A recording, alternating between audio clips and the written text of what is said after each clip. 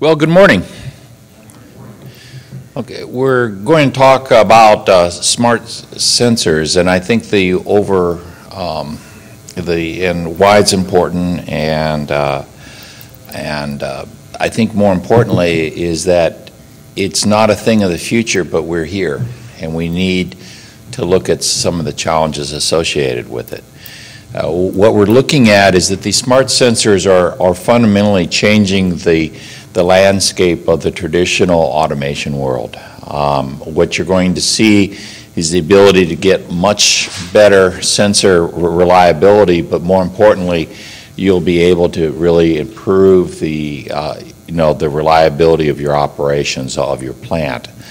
And also what we're going to see is that these smart sensors are in fact sort of a key enabler to the whole industrial Internet of Things that we've been hearing about all week. So what is a smart sensor? So the way that I've defined it is that it has some attributes that sort of make it smart. The first and sort of obvious one is that it has some sort of computing and it has some sort of storage on it. And with these days, those things are very inexpensive to do, so they're good. The second thing that a smart sensor should be able to do is some form of communication. So it should be able to receive and send information to the outside world.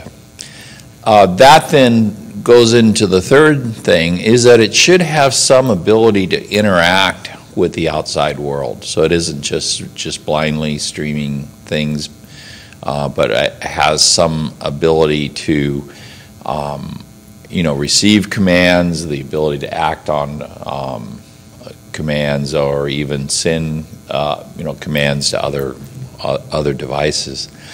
And that sort of leads into the next area, is it should have some ability to perform some sort of autonomous action. So it's just not a dumb sensor that sends raw data, but rather it has some business rules stored within it that says, based on these conditions, take this sort of action.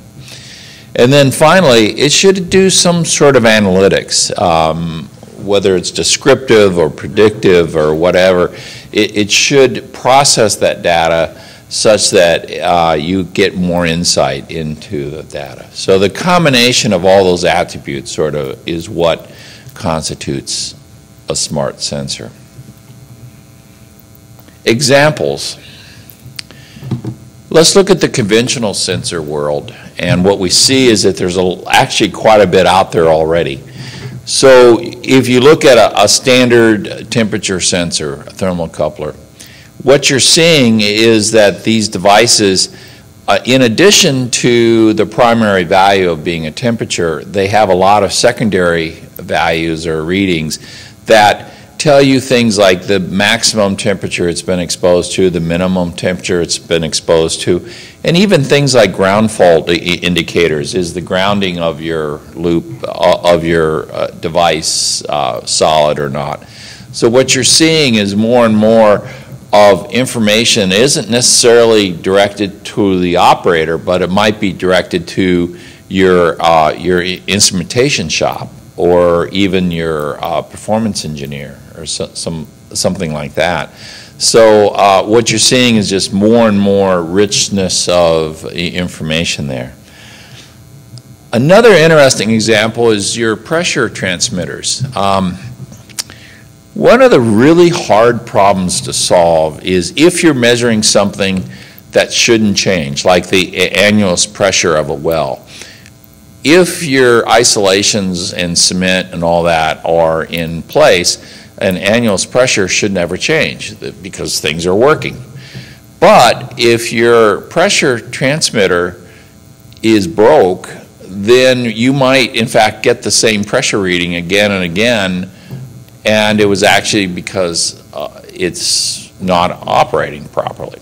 So what you want to do is a pressure reading is in fact about 1723 physical readings that are averaged out, and then that's your primary value that you transmit. You know, you say that. And we've worked decades to take that flutter out of it, because there's just a little bit of variation of those, physical readings, and we wanted the thing to plot right. What we've realized is that flutter is in fact, significant. So what if I took the standard deviation of that flutter, and what that would tell me is if I had a standard deviation of 0, then my diaphragm has froze up, is not operating. If I have a non-zero standard deviation, then it tells me I have that flutter that I should expect to see. That's pretty significant, fairly easy if you have all the attributes of a smart signal with a small computer, some storage, the ability to communicate that, the analytics to compute, in this case, a pretty simple thing, but those things are pretty, significant. But you can also, when was it last calibrated, how was it calibrated, those kinds of things. So there's a bunch of additional information that can put that pressure reading into context to a bigger scene. Another interesting conventional is a self-calibrating level gauge. So like in the case of a radar gauge, now you can put targets inside of your tank, and the device then can use those targets to then self-calibrate itself. So now you have autonomous action where in the past you'd have to send a technician out to do that. It's now itself, calibrating itself. So you're seeing just more and more of smart devices in the conventional. But let's look at some other sort of non-conventional sensors, if you will. IMSA is a security company out of Israel, and what they have done is sort of interesting. They've taken a camera and they've put the analytics right on that camera, and so what that can do is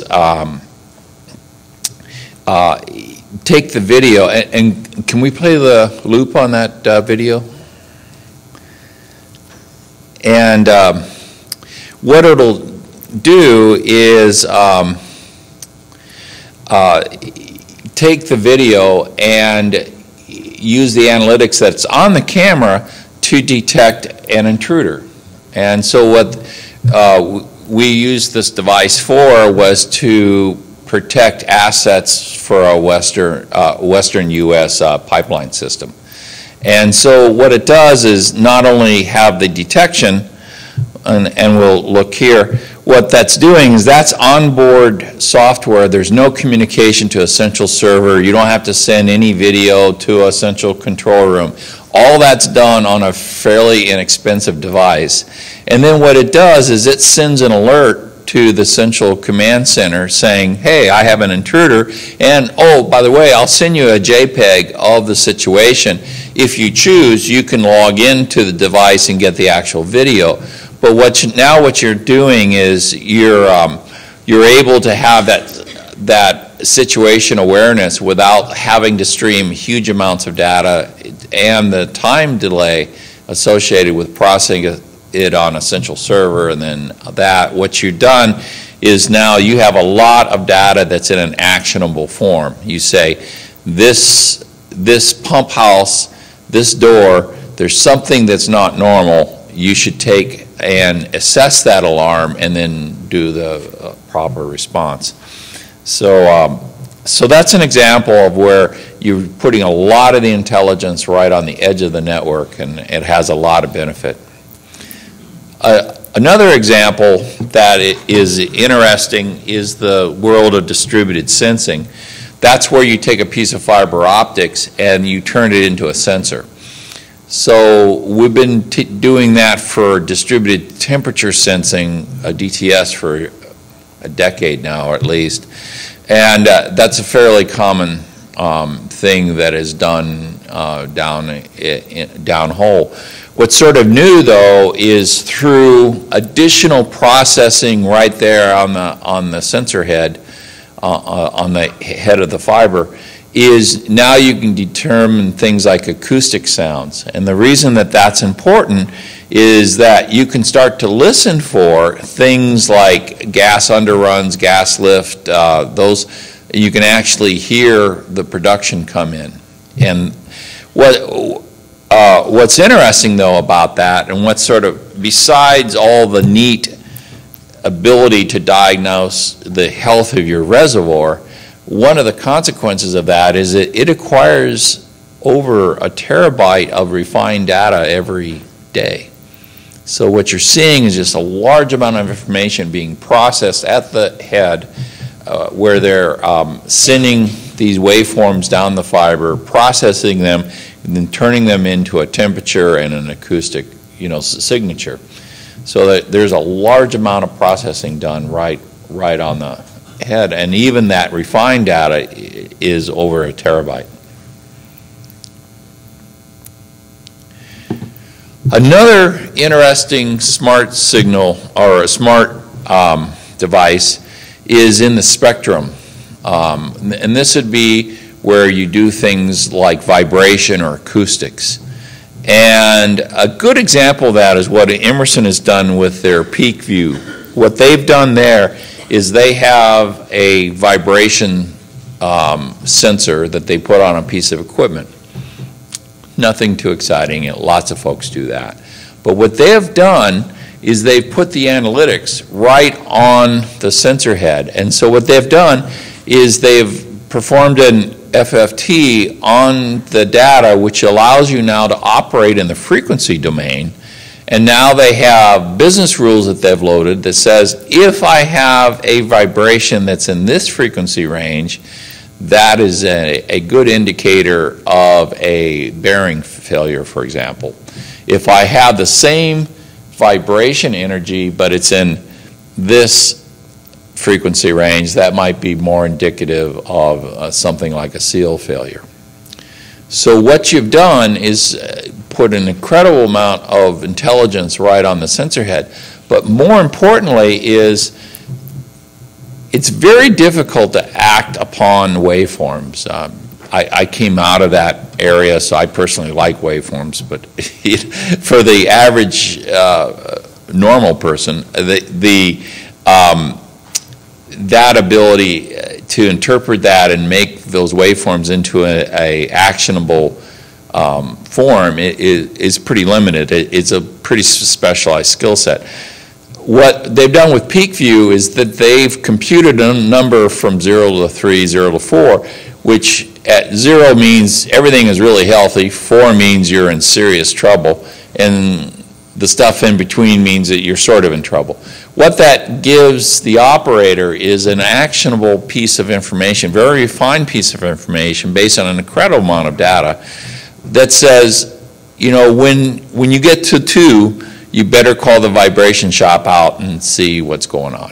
So that's in a place where you're getting a much more refined answer than your traditional vibrations. What that means is that smart sensors have some very unique characteristics. As we saw, they generate 20 to 50 times more data than a conventional sensor. So because you got all the stats associated with the device itself, plus you have the stats associated with the health of your plant. So you're seeing a lot more data being there. The second characteristic is you're seeing a lot more refined data. So it isn't just an accelerometer reading, but rather you'll get that, or like a good example is it'll compute wall thickness from an ultrasonic tool rather than just sending the waveform associated with that. But one of the interesting areas is the fact that Because they can do autonomous action, you have to now have business rules loaded onto that device, which says, if you reach this kind of level, perform this kind of action, and those sorts of things. So what you're doing is pushing your business rules out to the very edge of the network. The benefits of that are, number one, because it reports on its own health, the sensors themselves are much more, reliable. You have much better visibility into the overall health of it.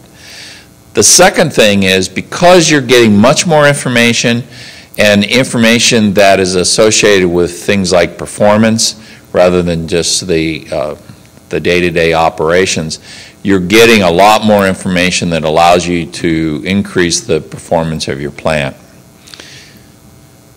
Another consequence of the smart devices is, rather than streaming raw data, like in the case of the video or the case of the vibration, you can send very refined answers, which means that your network requirements are much less. So now you can put these devices into much more remote locations without the requirement rather, to have these huge networks to get all this raw data back. You're getting very refined data, so your network requirements go down. And then, most importantly, is these smart devices put the information in a much more actionable form than if you're just sending raw sensor information. But like everything else, there's always however, right? There's some key challenges associated with these smart sensors. One of which is, because you're pushing the business rules to the edge, you now have to figure out how do you distribute, verify, and audit these business rules. And it isn't just a few devices. What you're talking about is, like in the case of wireless corrosion sensors, you might put 10,000 of them per refining unit. So how do you ensure that those business rules are in fact been distributed and have been updated properly and things like that? So it's a non-trivial problem. And you have to then think in terms of the industrial Internet of Things and how big that's going to get. So your solution isn't having somebody manually verify those things, because that won't scale. So we need to make sure that the platform that we use has the ability to manage these things. And we mentioned the ISA 108 initiatives and things like that. So there's lots of work in that space to make sure that we'll be able to manage these business rules appropriately. One of the other key challenges is these devices are generating so much data that how do you put this stuff into an actionable form? And what that means is that if you just simply record all this information and you don't act on it, then there's really no value on it. So we want to make sure that the back-end systems that are being fed by these smart devices actually have the ability to interpret and then act upon that data. So, you're getting a lot of information on sensor health, a lot of information on your plant performance, but how are you going to act upon that? How do you change the behavior of your organization such that you can take advantage of that information? That most likely means that because of the amount of information that you're getting, that you need better analytics. And also it means that many times this information is being sent to your equipment supplier, because they might interpret that data, say, oh, this piece of equipment is not behaving properly and I need to take action because it might be under warranty or things like that. And we've seen a lot of that this week there, where suddenly there's a need to not only feed your internal organization, but there's a need to send this smart information off to third parties. The final challenge, and I think the most significant one, is that we're facing a tidal wave of new data, a terabyte a day, 50 times more for each device. And the real fundamental question is, can the classic process control network architecture, the ISA 99, can it scale under this whole tidal wave? The classic architecture is that I would have my field devices tied into a process control network that would then go to your DCS. But if somebody outside of the DCS needs that information, then I'm going to replicate that data into a historian somewhere in into a shared zone or DMZ. That data then, if it's needed in the corporate network, would be then replicated again yet into another historian in your corporate network. And then finally, if a third party needs it, you would replicate it from the corporate network out to the somewhere on the enterprise network. The problem with that is, with all those interfaces, you have a lot of vulnerabilities, plus the integrity of your process control network, where you start sending that amount of data primarily as a pass-through. Think of the pressure example. There's 50 values coming out of a pressure transmitter, a smart pressure transmitter, one of which is pressure. Everything else is really more about equipment health or long-term plant health kinds of things. The operator's most likely not interested in 49 of those 50 values, but we're passing it through the DCS, we're passing it through all these firewalls, and in fact it might be a third party that's more interested in that. So one of the things that we need to explore is, what if, when I have these smart sensors on a piece of equipment, let's say a pump, that I push that stuff, that I segregate the data such that the control data still stays within the classic ISA 99 architecture, but all this other new data in fact goes directly to the enterprise, to the cloud, and then it pushes it back to the operator if they need that data, but it also pushes it to the corporate headquarters where the performance engineers, the reliability engineers are at, and it pushes it out to the third party. The important thing is that it maintains this edge-to-edge security through all that. It doesn't rely on the classic firewall type security. So it looks more like an online banking system than it does a process control network. The issue is that with this amount of data, the traditional network probably won't scale. So, smart sensors, it's a key enabler, because the industrial Internet of Things is all about sensors, networks, big data, analytics, and visualization. Smart sensors can help you in all those areas. What that means, though, is that you get increased reliability of your sensors and increase performance of your plants.